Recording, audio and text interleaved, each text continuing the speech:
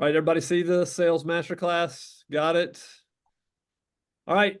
Matthew and I always talk about, we kick this thing off. We have a podcast. We are passionate about helping property managers grow their business. And so if you haven't subscribed to the podcast or listened to it, we think there's probably something in there for you, may be able to help you grow your company, become a better leader, whatever the case is.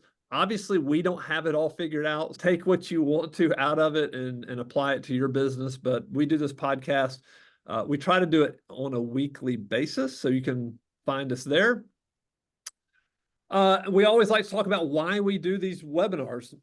Number one is our passion is to grow people, develop people personally, professionally. That's our core focus here at Evernest. So our core focus, and everybody on our team knows it, we are passionate about developing people personally and professionally. And so we make time every single week to do that with our team. We encourage them to do it.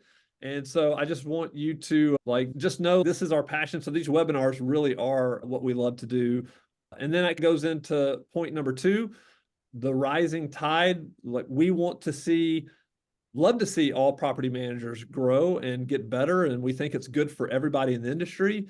And we all know out there that there's enough business for everybody. So we're friends with people that we're friends with other property managers who we're in the same market. We're competing for the same business. There's so much business out there. And that is why I do love this industry, is because everybody is so very helpful. I know that when Matthew first got started out, he was going to Nashville, monthly NARPA meetings. He was going to Atlanta because we don't have one here in Alabama, and he just got helped so much. And so we love to give back. And then the third thing, this is the selfish reason we do these webinars. If in the future you decide to sell your company, we'd love for you to think about Evernest and say, hey, you know what? Really appreciated what Matthew and Spencer did for us, and let's give them a call. So that's it. Those are the three reasons why we do these webinars. And so let's go ahead and introduce our guests. We got Mark Ainley, and I'm not going to read this. You can all read this on the screen. But what I would say about Mark, probably one of the most thoughtful guys that I know, especially in the industry. Always giving back, always helpful. I know that if somebody's trash talking Evernest on Bigger Pockets, I'm going to get a message from Mark. He's saying, hey, you may want to get ahead of this, or which happens, or if there's a lead on Bigger Pockets, he's going to shoot me a message and say, hey, here's a lead. You may want to hop on this. Just really do appreciate Mark. I always tell this story because it meant so much to me. My daughter had surgery a few years ago, and man, she got this massive basket at the house, and it was from Mark. And he had just heard that she was having surgery. He didn't know what kind of surgery she was having, but it was this basket full of food, like candy and all this stuff. But she had jaw surgery. She couldn't even open her mouth. And so I was like, dude, Mark, thank you so much for this. She had jaw surgery, but and he sent another gift. It was crazy. But Mark is an awesome guy and has done a lot for the industry. And if he has this very popular podcast, Straight Up Chicago Investor, I think it's had around 300,000 downloads, Mark, now or more. Episode 300 today. 300. For us. Yeah. Oh, today? Yep. Oh, wow. Congrats. That's awesome. And then we got Michael Krause. The first time I met Michael or Mike was in Orlando, actually. I think we went to dinner together with Matthews the first time. And if you ever want to feel like you have a sense of humor, I think hang out with Mike, because he will laugh at any of your dumb jokes and he'll make you feel good regardless if you're funny or not. He's just a fantastic guy. He's been a friend of Matthew's for a long time. They've been in a mastermind together. And then the more I've gotten to know him, the more just love Mike. They've grown an incredible business down there in Orlando, Florida. And so we're going to learn a lot from him. I do remember probably just a great time. We were in Vegas together, Mike, and we went to tour Zappos. And I still have the picture. I think they made you tie your tie, like you had to tie your tie on your head or either chop it in half. Is that it? Yeah. But anyway, glad to have these guys here. They're a wealth of knowledge. So we're going to get started, and I'm going to stop sharing.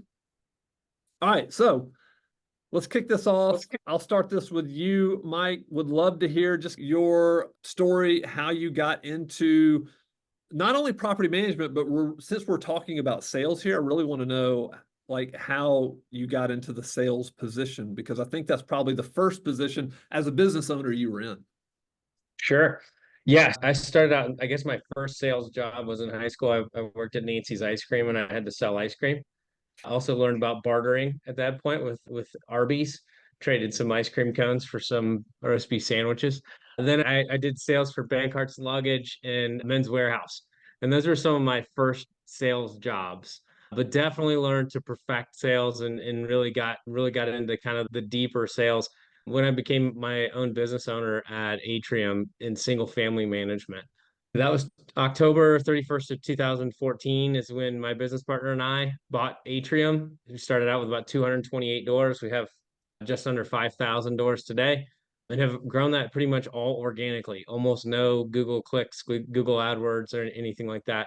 Just word of mouth and hustling, as Todd Pat pointed out in the group chat there. That's a little bit about how I got started in sales. Started with I've had multiple sales jobs throughout my career, but really learned it and got really involved in it here in the single family industry. So look forward to digging in there more.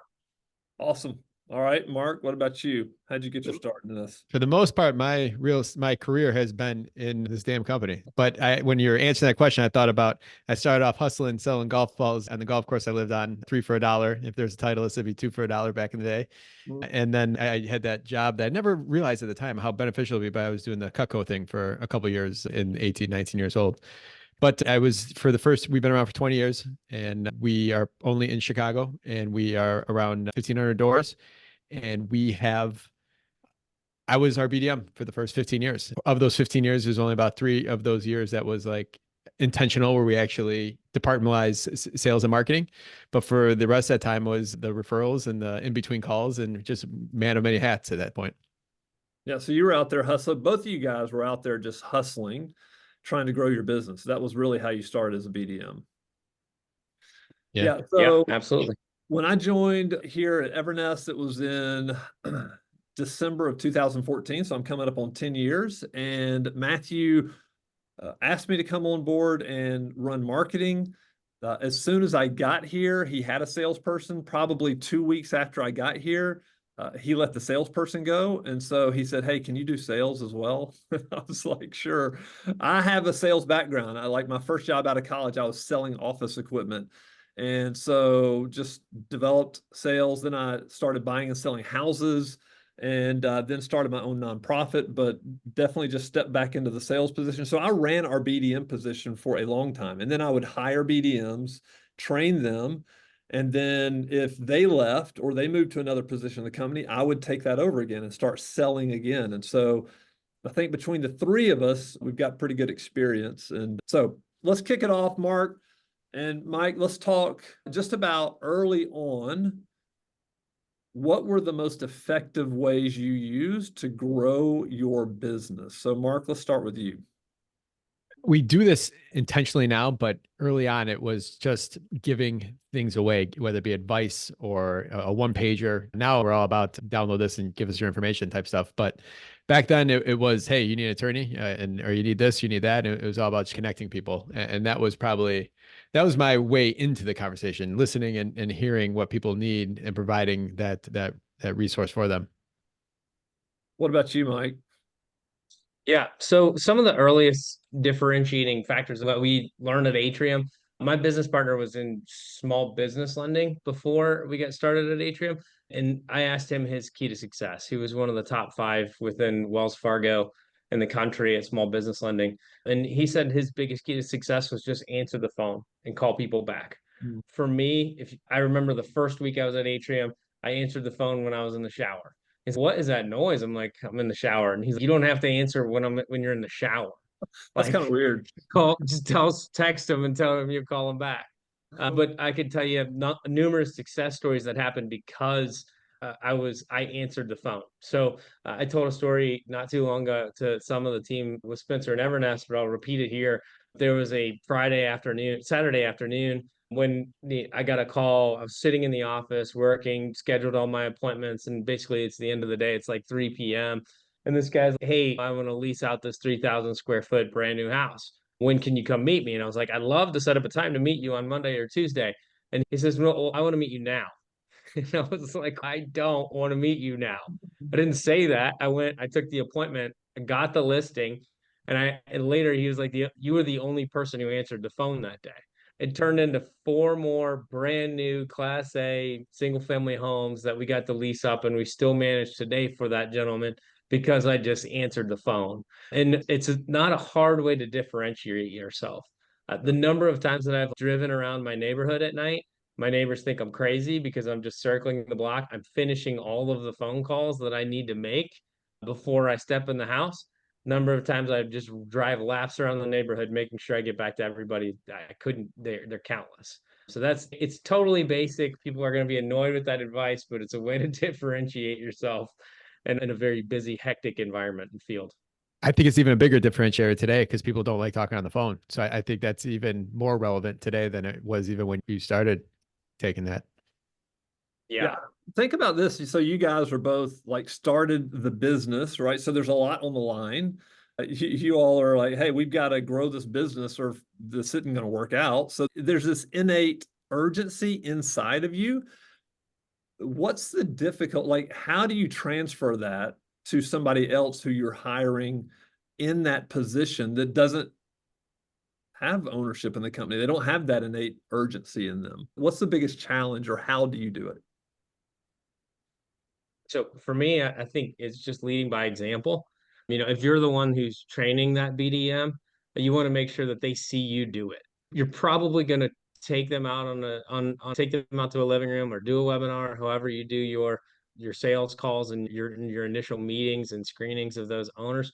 We would always go to the house and sit in their living room, but take them along with you and have them see you have that sense of urgency. For me, because I came from sales, but it was a laid back sales history. Men's Warehouse is not high pressure.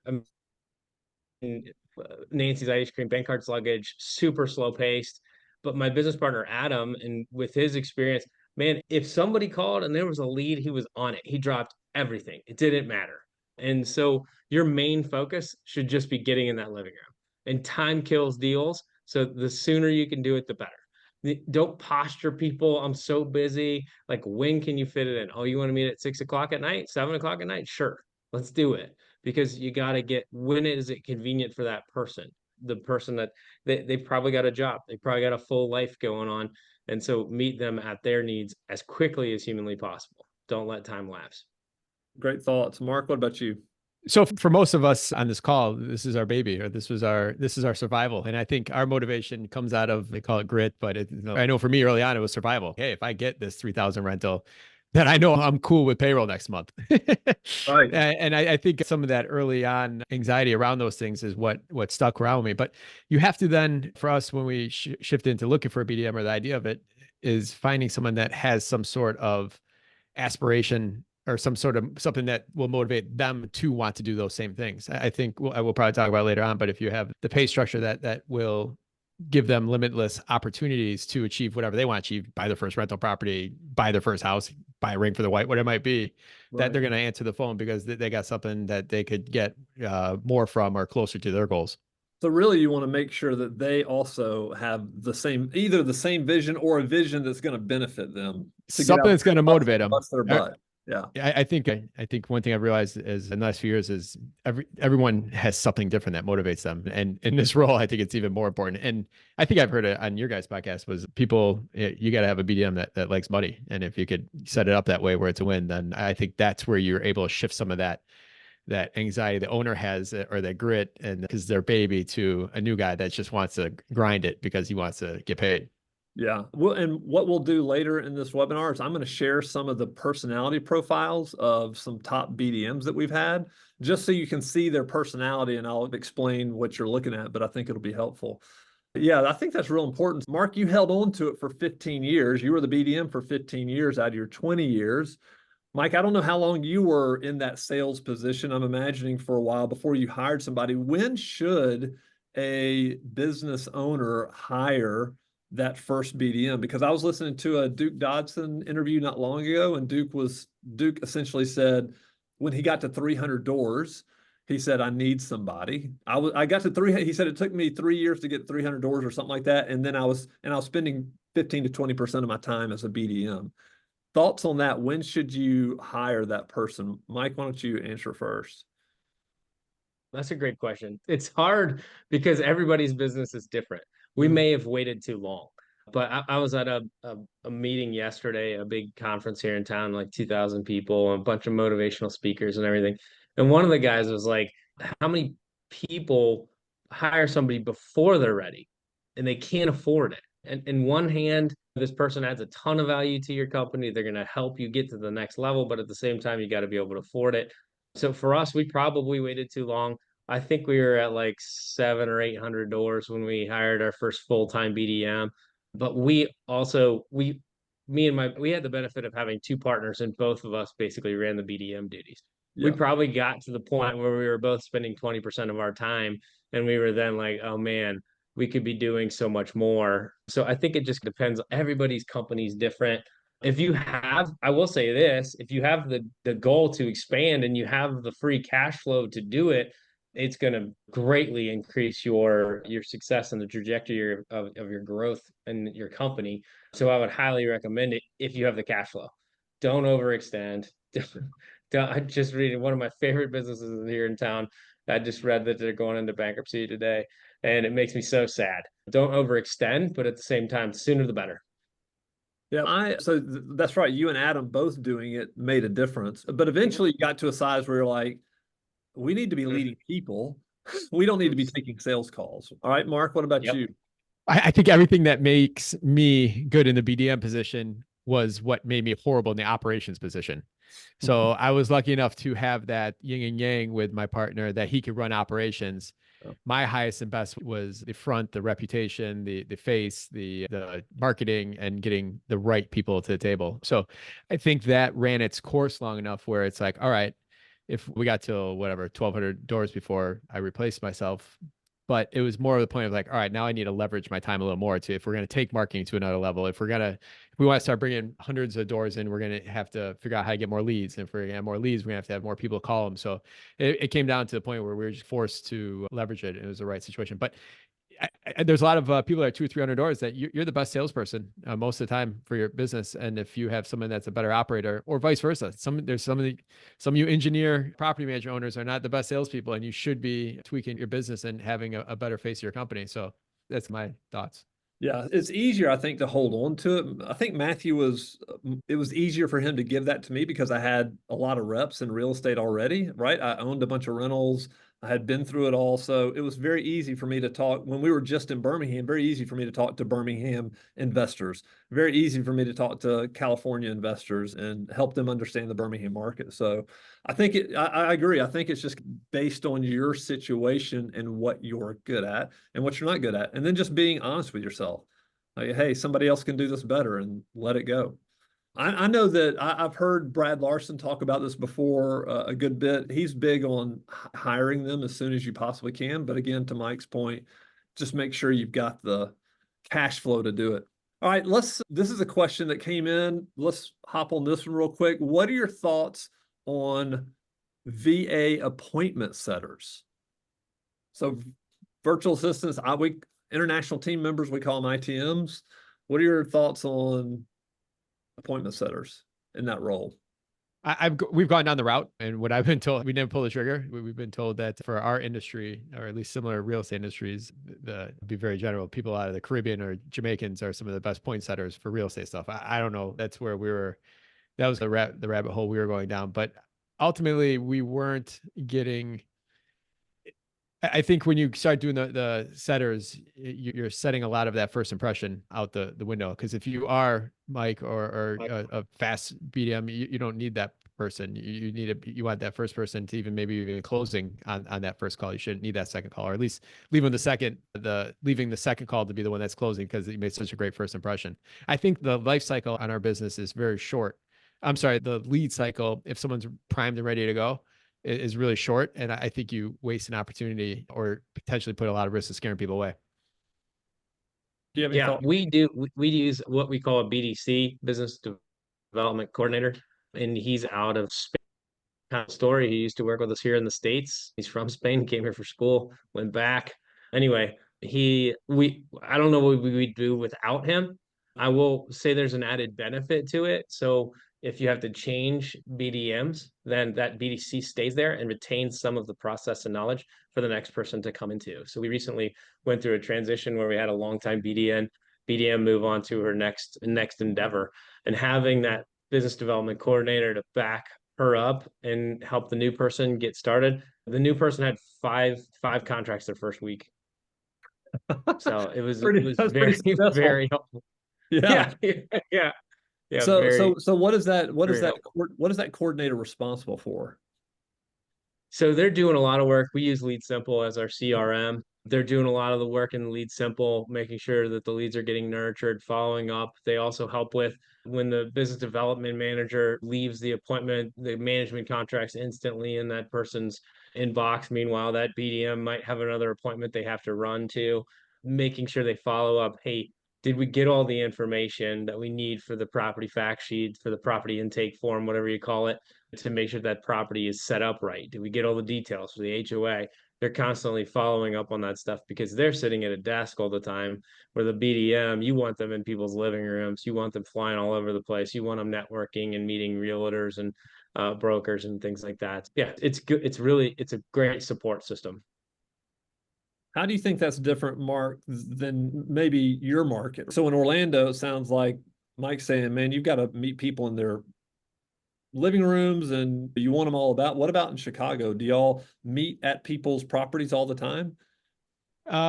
No, and a lot less lately. And I think the ones that we still end up having to or cater to, I don't know if we ever have to, but it's if they want it, we will say no, is more of the accidental landlords or the people that like, I think I want to do this, or I got a 2% interest rate. I never plan on doing this, but I'm exploring. But some of those people will meet in person. But in Chicago, so I would say probably about 10% of the people that sign up, we actually go out there and meet with them in the living room. We have a lot of out of state people or people that aren't around. So they're not even in town to meet.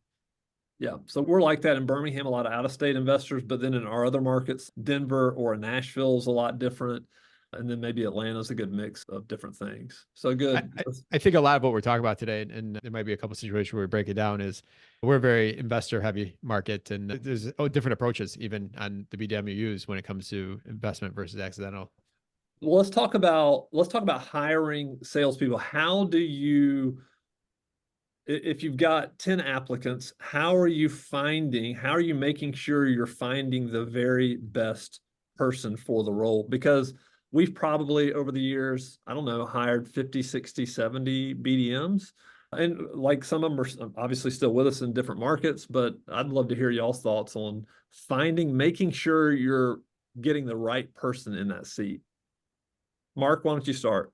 I'll just say it's the scariest position to hire for because I get sold because they're the best at showing up and rapport and all those things. I think a lot of it has to be reps on meeting that person or putting time into it. I think this is a role where you have more interaction with them. And this is definitely the rep that you go to dinner with them and maybe you have a lunch with them and you see just how they're handling themselves all different times, multiple times, because anyone can really prep for an interview, and BDMs should be first and foremost that are going to show up with their A game. And for us, I think it's always having the reps are more seeing the people more, hanging out with people more before they actually hire.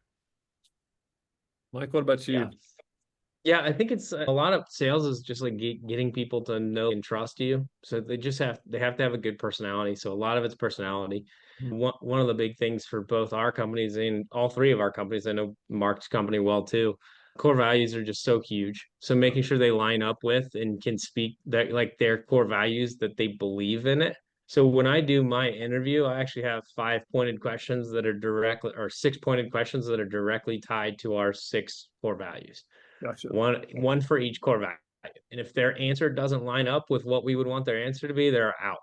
Then I heard a short reel on Instagram recently, and I just freaking loved it. But she said, what's your meta? what medals do you have on your wall of medals?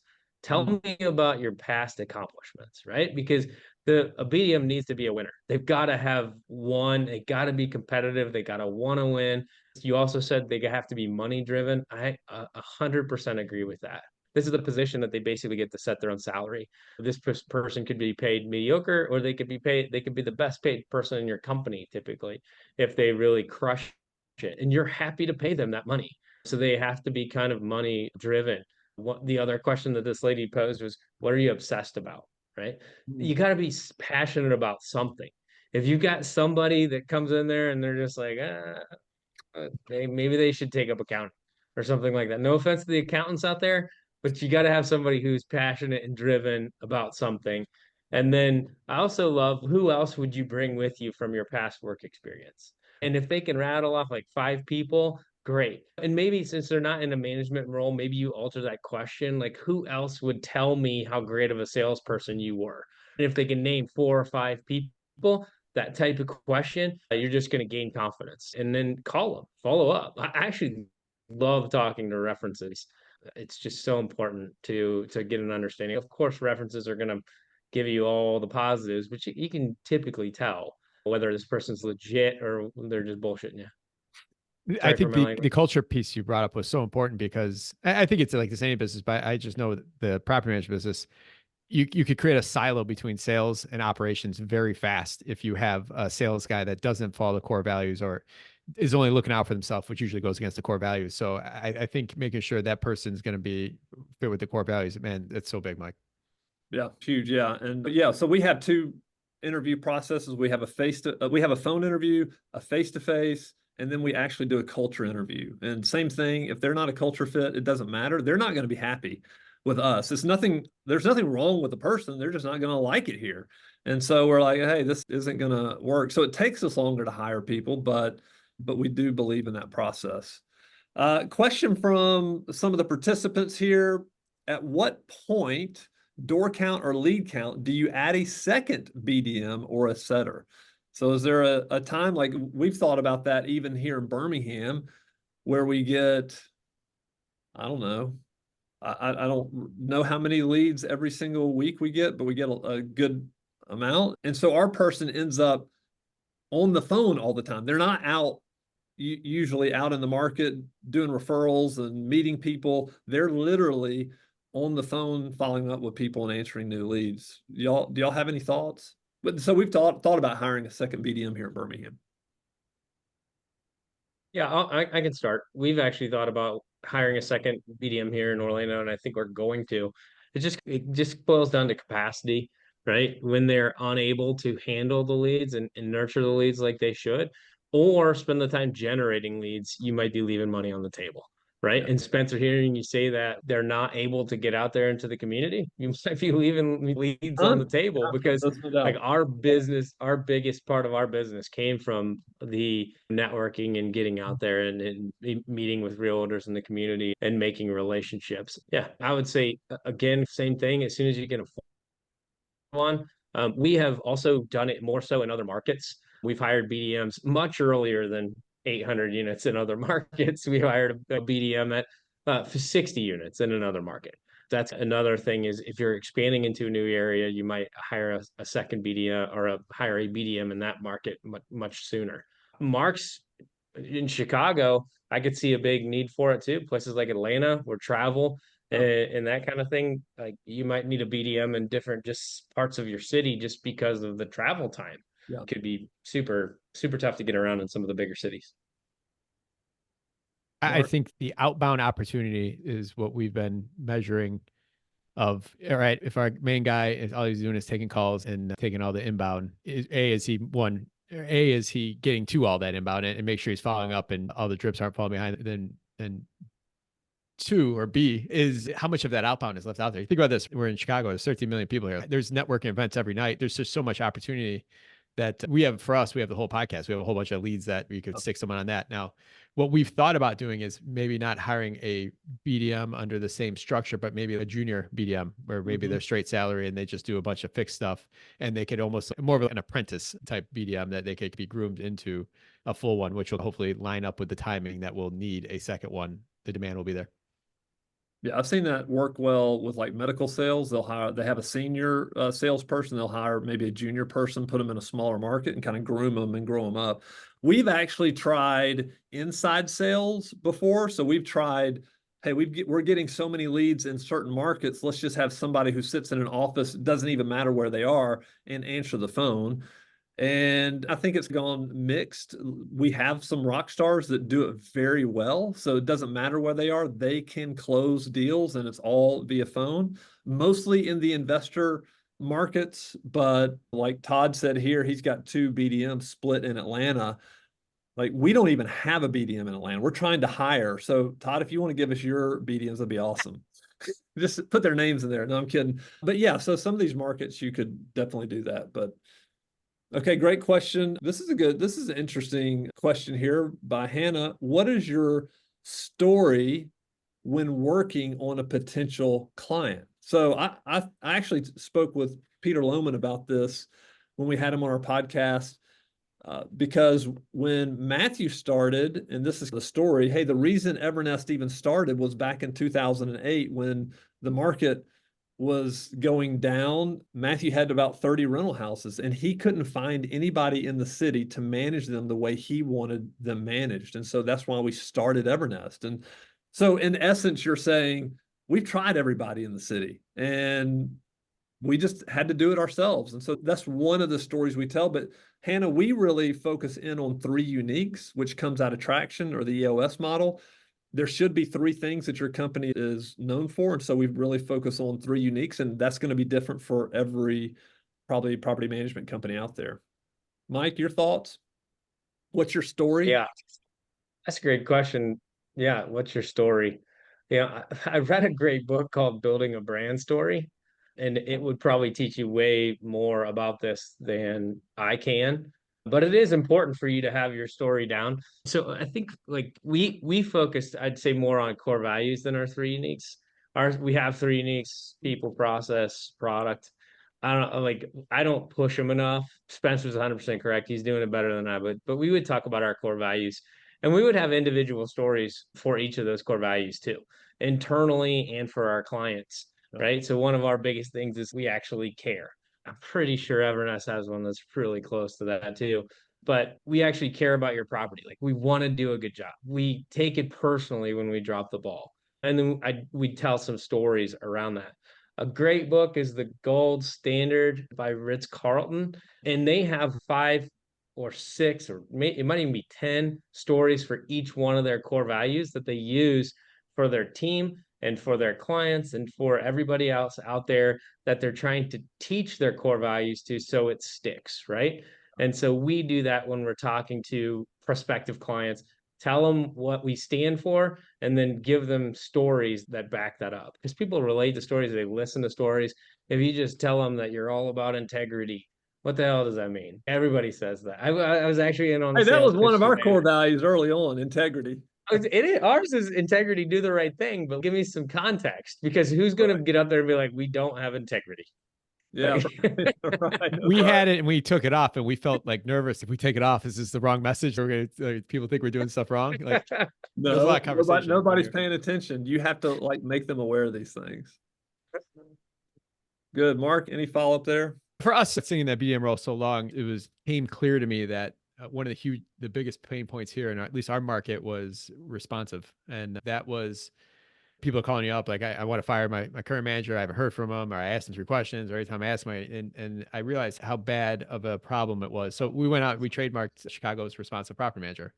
And that's been our storyline with that. And then at the same time, we've taken ownership around that. Hey, listen, you probably could manage your property for cheaper, but how much is your time worth? Your actual hard cash dollar amounts you don't feel that when you're spending 4 hours on a Saturday afternoon addressing an issue. Those things don't get felt. So we've owned the fact that it will be cheaper, but how much is your time worth? And that's the other thing. It's so cheap for you. It's so affordable for you to buy your time back, Dan Martell. And if you hire us. Yeah, good thoughts there. What I want to do real quick is share. So something that we do here at Evernest, and Mike, Mark, y'all both talked about hiring the right person, spending enough time with them, understanding who they were. we started using Culture Index and there's a lot of different personality profiling systems out there that you can use. We happen to use Culture Index because we think it gives us a really good picture of this person. So when we're out hiring BDMs, we want to know what their personality type is. And something that I did, I made a huge mistake. I hired this BDM and he did so well and he was really knowledgeable. He'd been in the business for a long time. He hadn't been selling, but he'd been in the business. He knew investors. He was incredible from that standpoint. But the referrals kept saying, yeah, this person's great. They're a little slow with certain things. And I was like, okay, but I wanted them really bad because I was ready to get out of sales. So I just filed that in the back of my head. And then when I got them, they could barely do anything there was no sense of urgency. And so let me share my screen real quick and I'm going to show you just real quick. So this is on Culture Index. This is my personality profile. And right here, this is my autonomy across the line. This is like drive that somebody has. And this B is the personality. So when you're interviewing somebody, you want to make sure, like Michael said, like people do business with people they like and trust and they feel good about. And so a lot of it is personality. We've had some other great salespeople. Some people may know Maya Madden. She's been in the business before she was a BDM with us. She had a lot of drive. So she wanted to make money and she had a lot of personality. And she definitely showed that. And then this C right here, she was super impatient. So she was always pushing, which we loved. And then Hunter he's a director of sales for us here at Evernest, and he's got tons of personality. He's also driven and keeps pushing things along. So I would encourage everybody to use something like this when you're hiring, just to understand who they really are, because you can do an interview and they're going to put their best foot forward, but you definitely don't want to make the wrong hire because it will cost you months and months of productivity and really slow you down. Question. This is a question from an anonymous attendee. Do you set certain times each day to cold call? Do your people cold call? None of ours cold call people. I wish I could get my people to cold call. We've tried to teach it. We've actually, it was classic. Adam called a stale listing online one day to show a new BDM how to do it. And literally, like the second call, booked an appointment in this house that wouldn't sell. And so we ended up renting it out. It was classic, but that was maybe one of the only cold calls we've ever converted. I think it's a great idea. And if you have idle time, 100% you should be doing that. You're muted, Mark. Yeah, I don't know how that happened. Somebody muted me. All right. One thing that the only cold calling we really do is what I explained to you in the past, Spencer, was anyone that's got PMW and it's got that rental analysis on there. There's usually two parts to submitting that form, and a lot of people don't make it to the second part. So in your dashboard of PMW, and I can show this for people, there's a whole bunch of addresses of people that never submitted in the second part. So what we do is we'll take that, we'll search that address for the phone number, and we'll cold call those numbers. That's about the most of cold calling that we do. And I would say that's a great cold call because they've been on the website. They've started to fill out that form and then it's like an abandoned cart. They just bolted. Yes. Yeah, that's great.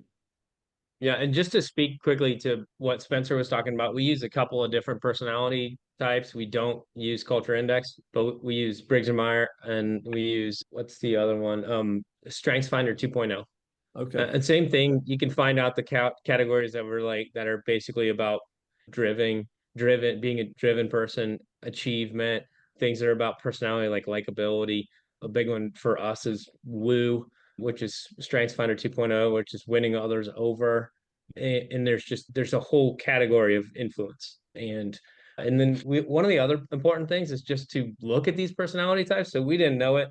We started doing this late, probably went to Evernest and they told us, hey, try this one a long time ago, and we never did. But once we started doing it, we found out that 50% of our company were all the exact same personality type. So which was not productive, let me tell you, because there's 16 personality types. If you go to like freepersonalitytest.com, it's Myers-Briggs, and that's that we had 50% of the company were all ENFJs, protagonists, which is like almost impossible. I don't even know how you could do that, like percentage wise. And then another 30% was ESFJ, just one letter off. So the important part of that is to make sure you also have a good mix of people at your company. You Yeah. don't have people in the wrong seat, salespeople running operations, like Mark was talking about earlier with his skill set. Make sure you get the right people in the right seat. The personality test can really help with that. We were like that. So it wasn't until we started using Culture Index, I think 2015, 16, where it's like all of a sudden people were hiring us. Man, I would never hire them. They're right fit for the seat, but it's just someone like at first glance, it's I just you didn't jive for them, or you just didn't get that. Oh, I'd hang out with you. The problem is we hired too many people that we'd want to go have beers with on Friday afternoon, and that's where you get that same mix of people. Right. But for the predictive index people out there, our BDM is a promoter, which I think that's not the 100% right answer, but I think on predictive index or culture, the B being the highest is typically the what you want. And then not having your D or your A or your C too far for you guys that use it, you don't know what to talk about. Everyone else might be lost, but you don't want to have it too far off, because that middle line there is that you could adjust. You could be a chameleon Can to kind of, flex. yeah, Yeah. you can flex. So you might Right. not be great in details, but you could do it if you want to. But that B is usually being the highest B is what I've seen to be the most important trait for that role. Mark, I So think you guys hired a BDM that was an ex-Ohio State kicker at one point too, right? He was an Ohio State baseball player, and he played for the Pirates as well too. So competition wise, like I hit a home run, no pun intended. He's a pitcher though. I don't think you'd hit home runs, When but you're always going to hit a home run if you hire a Buckeye. I mean, yeah. there's you can't go wrong. So he's feeling good right now. okay, so let's talk about we'll move through hiring. Let's talk a little bit about pay structure. I remember when Matthew and I we were anxious to get me out of the seat of selling and focus more on marketing. So this is 2016. We actually had a BDM in 2015, and then we moved him into operations. He was a better fit there. And then I just texted this BDM that I hired in 2016. I just texted him earlier and was like, hey, man, I'm going to tell your story at this webinar. And do you have any stories you want me to tell? He was just like, man, you sent me to some of the shadiest parts of the city. And, he's making fun of me. But we started out doing just straight salary. Like that was, we didn't know, obviously we were not very smart when we first started hiring people for this role. And we were just like, oh, straight salary. And we paid him $32,000 a year, straight salary. And he texted me that. He said, remember that you only paid me $32,000. And then you gave me a $500 bonus. And so he was wearing me out about it. But let's talk a little bit about pay structure, because obviously we've done it straight. We don't do that anymore. I've seen salary plus commission based on revenue for even a trailing 12. I've seen salary plus commission flat fee per door. What are y'all's thoughts on how to structure that? What have you seen work? Mark, you want to go? I think anybody that everything we've talked about, that ideal BDM being, there's going to be that drive to do more. So I feel you can't not offer commission, bonus, however you word it. But I feel you have to also make sure that they're stable enough on their monthly bills to have a base salary where their intentions of survival for themselves aren't to bring out the wrong doors. So that's my take on the mix.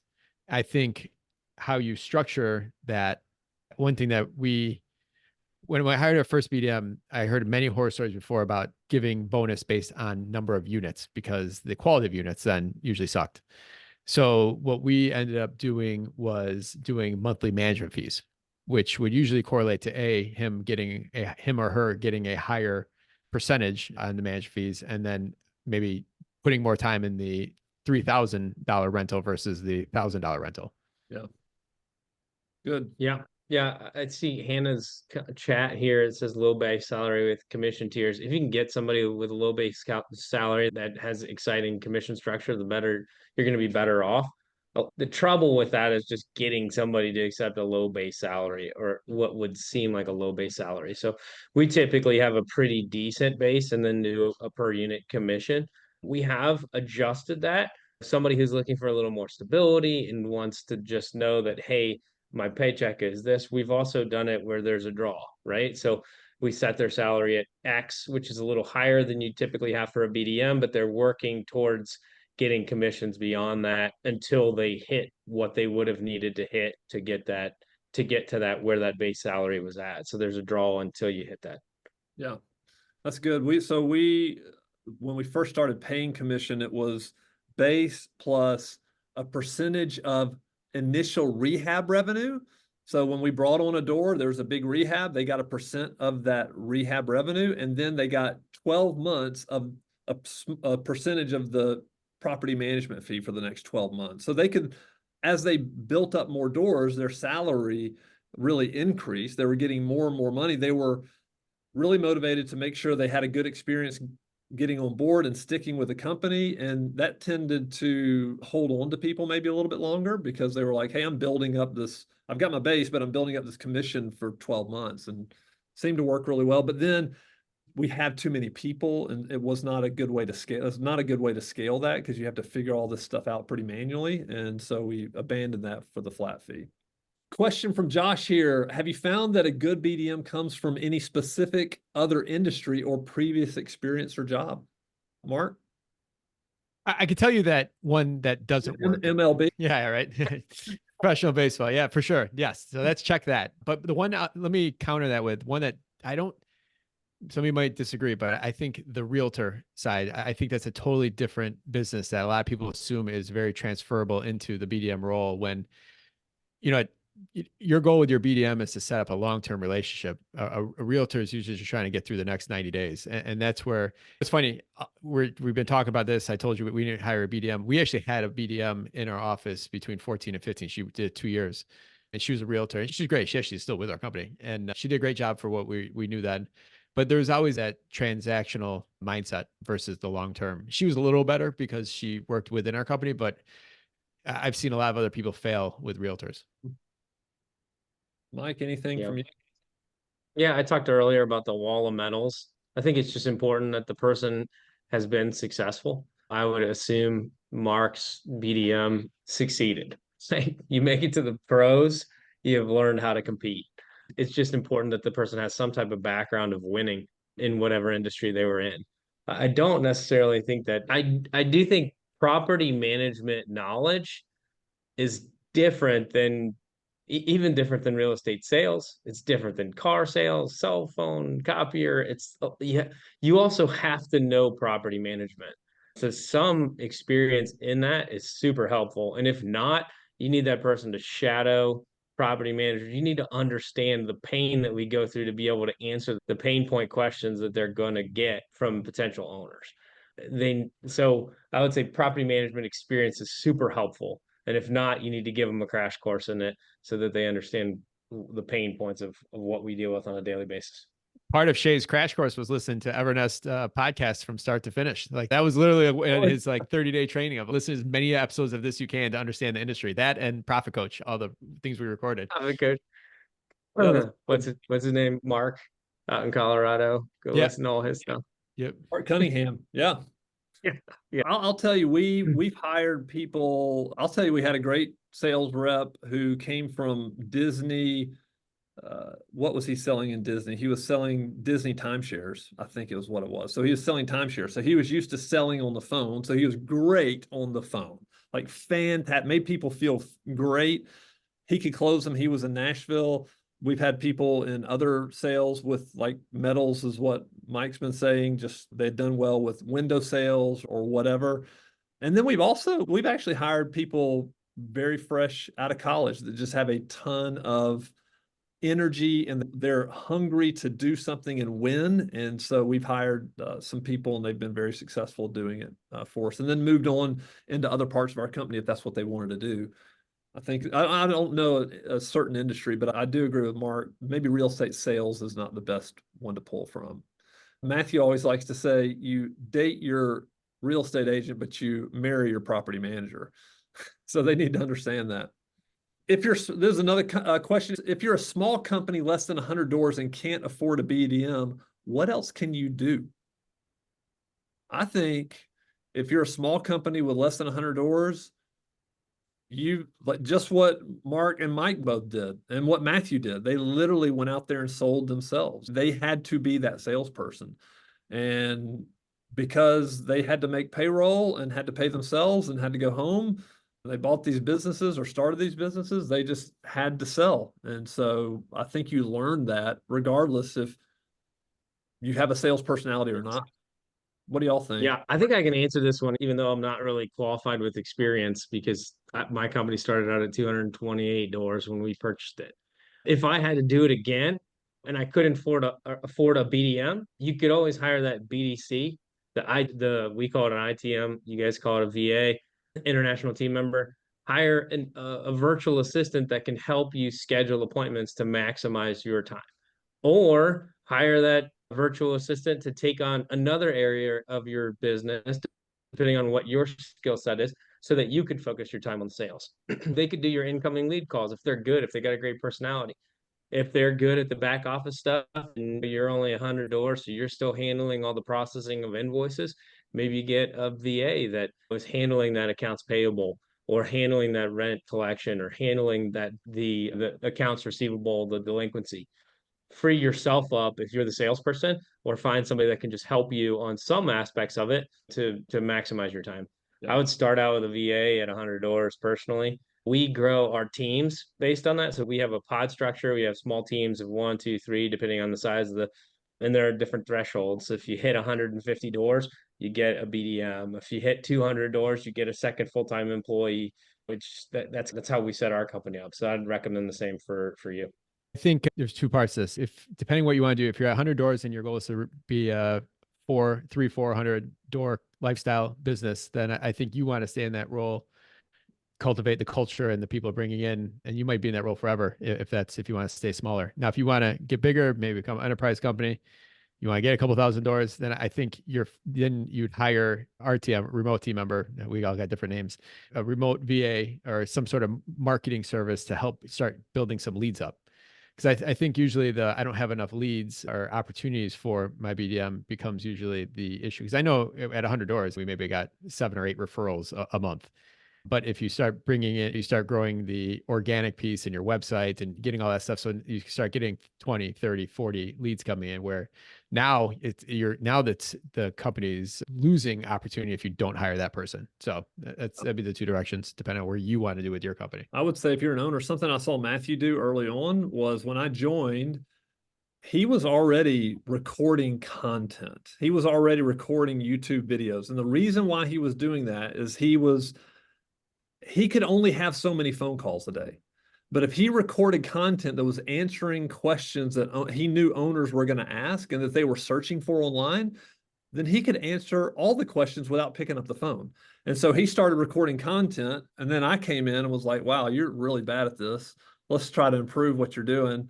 He really wasn't. But so we just started creating more and more content, and more people found us. And again, that helps build trust and likability.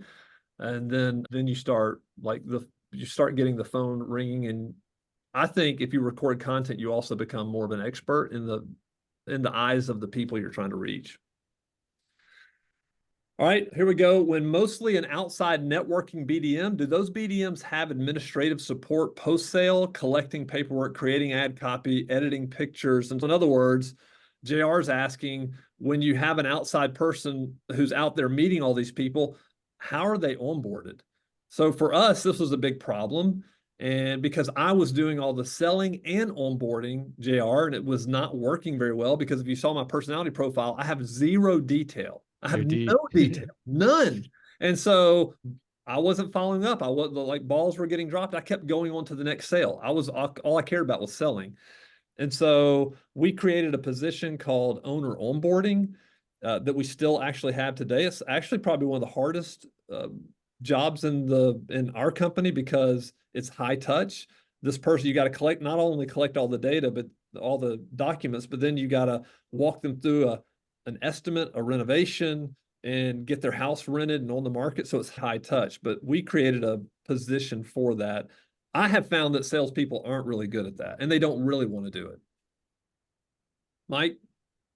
Yeah, that's why we have the business development coordinator, the BDC, for that follow-up, collecting paperwork. We have a kind of a process, a handoff process, where they get handed off from after the contract's been signed, and you're starting the listing process, and then the property group takes over at that point. What we call the PG takes over from the business development coordinator to get it across the finish line, get it Breaking up there. Appleio, our software, get the ad created, get through. Now you're back. Anyway, I don't know if it went through or not. We have a business development coordinator, and then there's a transition period, and we have a process for handing it off from the business development manager to the property group that's going to be managing it and listing it online. Anything you want to add, Mark? Our goal is to have BDM, whether it been who we have now or myself in the past, to be doing their highest and best. So we've had for a while RTM that basically takes over. The Google web form goes out, they fill out their information, she creates the management agreement, she sends it out, she does all that stuff, and she takes that all the way up to the management start date, which now we either have it goes to our property management operations team, or if it's vacant, it goes to what we call our kind of onboarding success person that does all they do is onboard vacant units. And then they turn over that to the operations once it's occupied. Gotcha. All right, another one from JR. I screen and conduct discovery by phone for 3 Florida markets. I'm often recognized for stellar presentation, covering all the bases.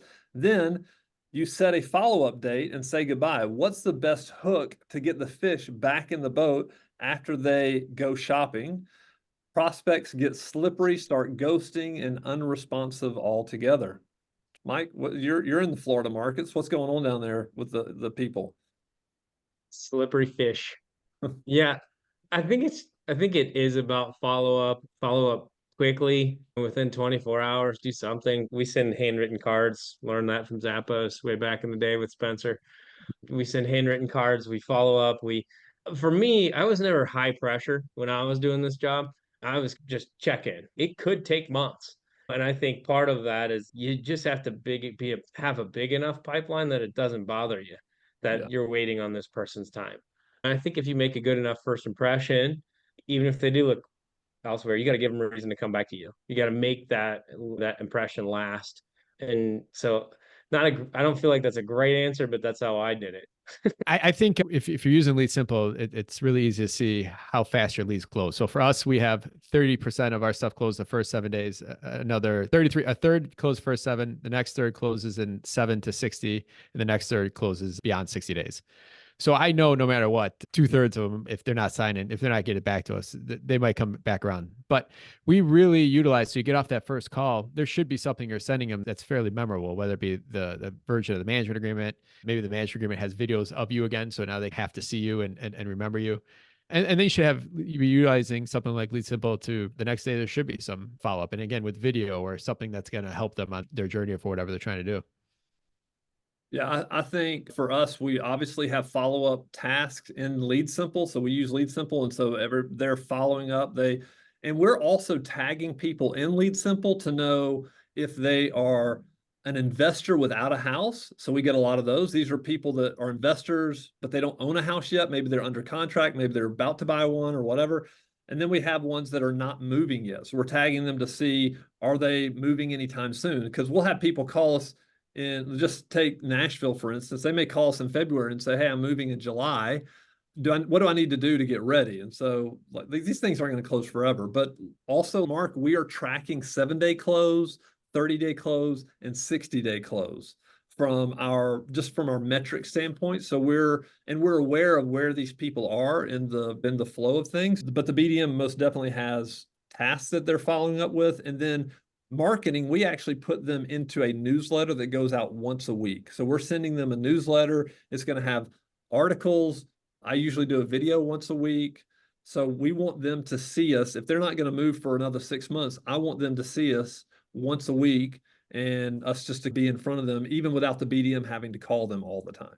Exactly. For that exact client or lead that's not going to move out for 6 months from now, we have a drip that's called looking to move out. And we're sending them, hey, make sure all this information about what they need to know about moving out. Hey, if it's going to be harder for you to refinance if you do it after you move out. If you need, here's the things that you're going to know to turn your place into a rental. So every week they get touched for, I think it goes for 120 days of something that they're going to need to know about moving out. Hey, rental analysis, the market changed. You see how much your place to rent for. So we keep trying to keep them back in. So that's how we stay connected to those people, because people don't like to get called. I don't like to get called, so I assume no one else does either. So I try to just add as much value. Yeah, I agree with that. That's what we try to do. All right, let's keep going. We got to work through these questions real quick. Great questions from everybody. We appreciate it. Jason says, how do you transition from an owner from a sharp sales-minded BDM or business owner that is money motivated to answer the phone and do what it takes to win the business to a manager that oftentimes is not? I think, Mike, you answered this. You were like lead by example. And right, so you're the business owner, you're always doing these things. And then your next person, you have to lead by example. And then I think you have to be very upfront with what your expectations are. And you've got to let them know this is how you're going to be measured. This is how we're tracking. Here are the KPIs we're going to track. And if you don't meet certain thresholds, then this is not going to work. And I believe the sooner you can set those expectations, and then the better it's going to be for everybody. That way it's not a surprise to anybody. It's just, hey, we're just knocking this out by what we told you. Any of you add anything to that? Either of you? Yeah. All right. Okay. Here's one anonymous: for a small company without a chance to have a BDM yet, and where the property manager would have a double as a BDM until we reach higher numbers, what's your recommendation starting point for landing leads? I think we talked a little bit about this. I would develop a story. And if you've got core values, talk about your core values, talk about what makes you unique. You're going to have to learn to sell. I believe every business owner is a marketer and a salesperson. They have to be. They have to be, because you've got to grow your business when you can't afford to have somebody. And so get some formative stories. As a matter of fact, Matthew slacked me just yesterday and said he was listening to the founder of Starbucks. I think it's his name, Howard Schultz, on this 3-hour long podcast. And he sat there and rattled story after he was just a storyteller. And so he said, we need to have stories around everything that we're telling outside people and team that kind of illustrate who we are and what we're about. Anything else there, guys? I agree exactly with what you're saying. Because you said it first. Yeah. No, it's a good question though. When it comes to leads, though, I a lot of people are like, I want to get more leads, but you look at their Google page and it's not fully built out, or they have a 3.9 star rating. So I've learned this by experience. I've seen other people have success as soon as I say this. Make sure your star rating's over 4 or 5 and get a couple hundred reviews. Find a way to get reviews and get that done. You'll have leads come in automatically. Mm-hmm. Yeah. We have people, and then make sure your BBB is up to date and you're answering. Google yourself. Become very obsessive with Googling yourself. If you're the face of the company, Google your own name and then Google your company. You can put your company on a search that automatically sends you anything new that gets put out there through Google on a weekly basis, so you can monitor it. But you build that online reputation and sign up everywhere and put your profile everywhere. Like that will bring in leads to your website or organically pretty quick. Or make sure your website's up to date, or make sure you have a website, all that stuff. Like all that stuff will just naturally get you. You do all that stuff, you should be getting 20 leads automatically a month just by having that up to snuff. Yeah, we focused on that probably back in 2015 or 16. I think we were maybe at a 3.2 star in Birmingham with 150 5-star or 150 reviews. And so we got very focused on that. And today I think we're 2,500 reviews and a 4.5 or something like that. So it just takes attention to do that. All right, Jason says culture is so important, as you all agreed. How do you share with a prospective employee what your company culture really is? Man, this is something we talk about all the time. And that's why we have a culture interview, is we literally, and people will ask us, what is your culture like? And so we pretty much everybody in the company says something very similar. It's like being on a high performing sports team. Like, we are putting the best players in the positions to win. That's what we care about, is winning. And we want to see people grow and do great here at Evernest. And if you want to win, then this will be the culture. And of course we talk about our core values, because our core values really are our culture. But that's really the way we explain it. Yeah. I like this question, Jason. And I think we've touched on it a few times with just telling stories. It's so important to have stories that kind of illustrate to people what it is like to work at Evernest or GC or at Atrium. Stories that exemplify that culture. We have gotten we picked up on other people's cultures too. We started a 24K club because Spencer and Evernest had 25K club. And we went to Dodson Property Management up in Virginia, and they had a video of Duke and Tim and dancing on stage at a NARPM conference, and everybody in the company thought it was hilarious. So Atrium started making a yearly music video. And we just made our 5th music video that the leadership team puts together. And it's part of one of the things you get to do for being on the leadership team. And it's a blast. That's awesome. Last year we remade the God's Plan video from Drake. And we went to an Aldi on a Sunday afternoon and we paid for everyone's groceries in Aldi right after church at like noon on a Sunday. These people were crying, they were dancing. It was just so much fun. And now we play that video for people and they're like, oh my God, I want to be a part of this. This is awesome. Never seen anything like it. Handed out bags to the homeless on down at Lake Eola.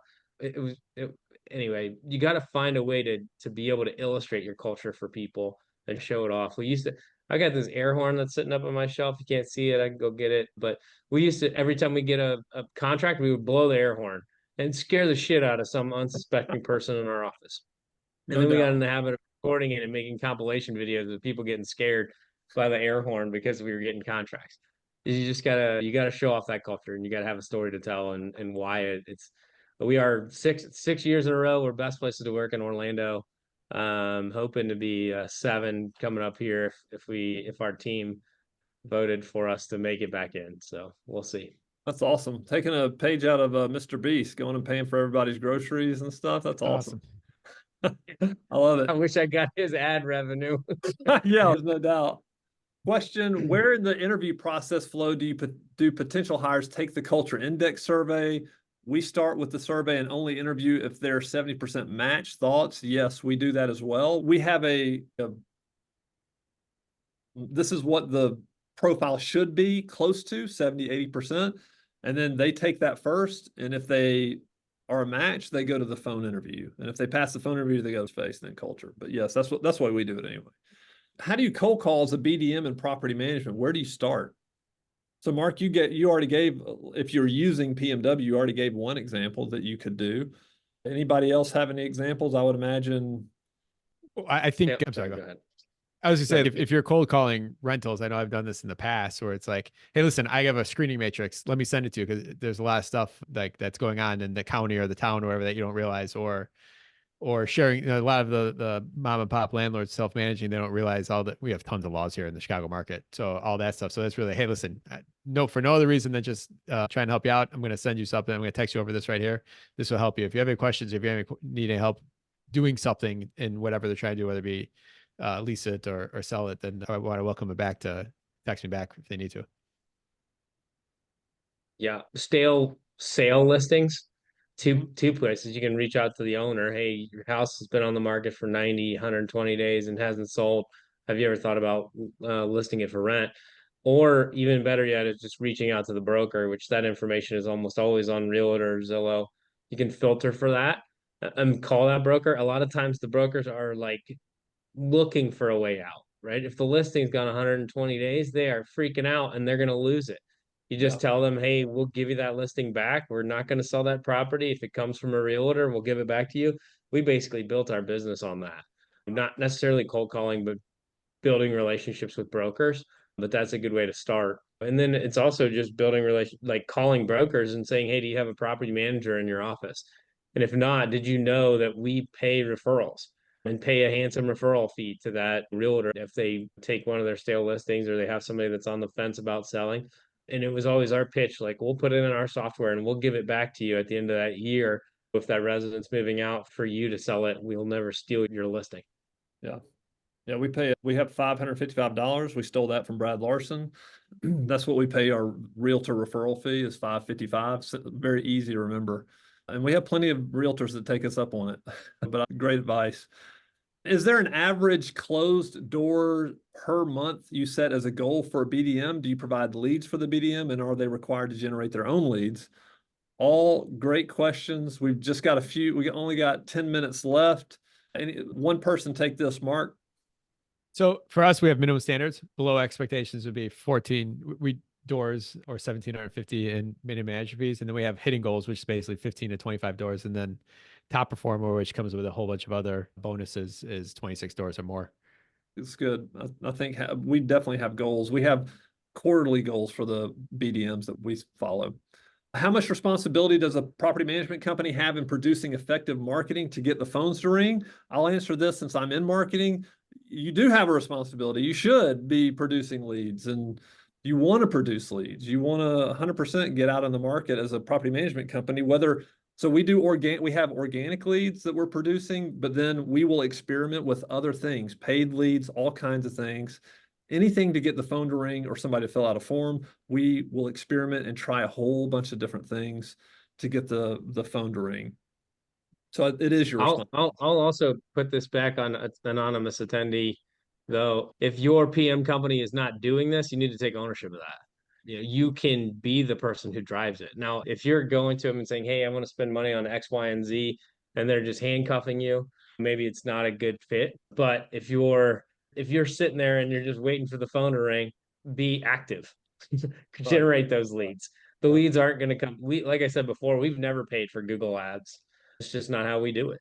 So don't expect or wait for your PM company to generate those leads for you. Go make them if you have the time and you don't have enough leads to keep you busy. Think how much business you have left on the table. You haven't even used paid leads. Mike, y'all could be 10,000 by now in Orlando. Just kidding. How important is it? Do you guys have scripts for your BDM sales calls, or is scripting too robotic? We've had scripts, really not for them to say word by word, but just to let them know what the flow of the conversation should probably be, making sure they're asking a lot of good questions. You want the prospect to talk more than the salesperson talks, ideally. Any thoughts there? Y'all have scripts? I just think when someone's new to the role, I think scripts are crucial, and I think to follow the script is crucial. And as they prove themselves to be competent, lack of better words, then they can start varying from the script. Agreed. Yeah, agreed.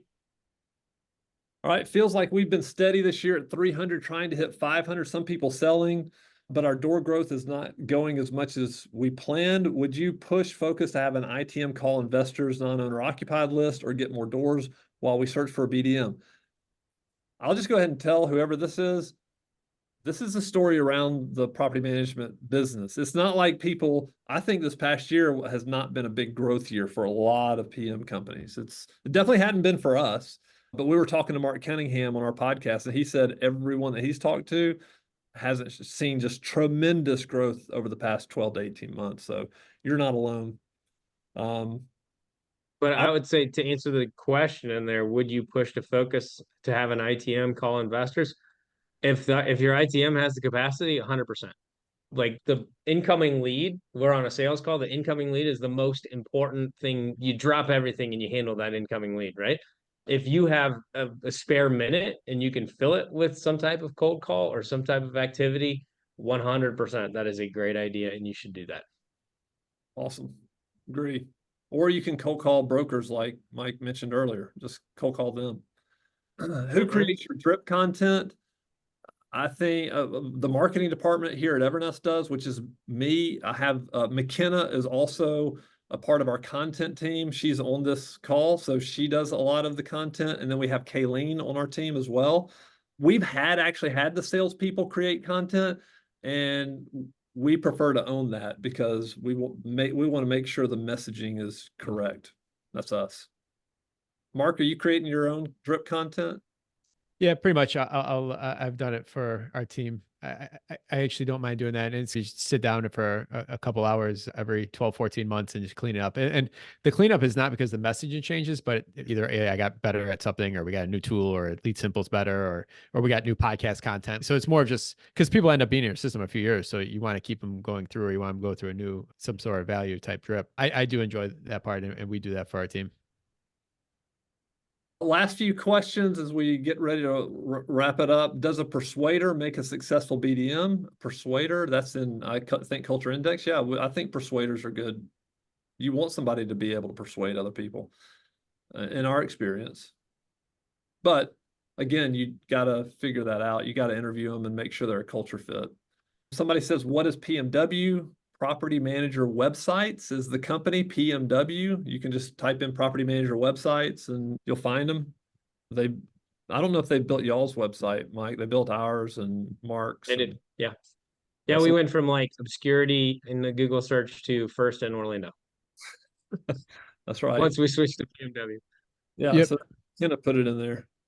Can you speak to what types of marketing you were doing on a granular level? Who's the avatar, the platforms you're targeting them, PPC, Facebook, customer acquisition costs, keywords, etc. Basically, what successful ways are you seeing to bring in leads? Wow, that is the loaded question, and we've got 3 minutes. That's another webinar. It is a whole webinar.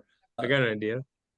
Go for it. What about where would you send this person if you had a book or a podcast to check out? We've got a $100 million couple. We leads. have to. We've done a couple on. We've done a webinar on marketing, and I think we've done a couple of podcasts on marketing.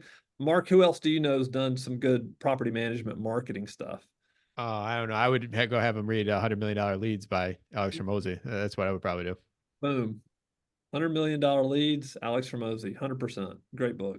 Book called How I Raised Myself from Failure to Success Through Selling by Frank Bettker. And then How to Generate Leads Without Spending Money on Google AdWords. There's a book called Mr. Schmooze. And it's an incredible book on how to gift and just create relationships. And it's a tremendous sales book, Mr. Schmooze. Yeah. If we're going to drop books right now, I think there's a really good book that I was referred a couple months ago, and it's called Hook Point. It's all about all the marketing that you're doing. Whenever someone's scrolling through, you basically have those couple seconds to get their attention. And that's what that's what we're marketing for right now is people's attention on all these different platforms. So Hook Point was a great cheat code to understanding at least what some of your marketing has to be like. And Alex Hormozy, I'll reference him again, 80% of the effort you put into your marketing should go on that hook point, that tagline, that heading, that subject, because none of it matters if they don't get past that. Yeah. What's the purpose of the headline is to get them to read the next line. That's literally it. You want them to see something and say, I need to read more. Yeah. So good. I think we've answered this. What's a handsome referral fee? I think we said $555 is what our agent referral fee is. I don't know if you all have something different.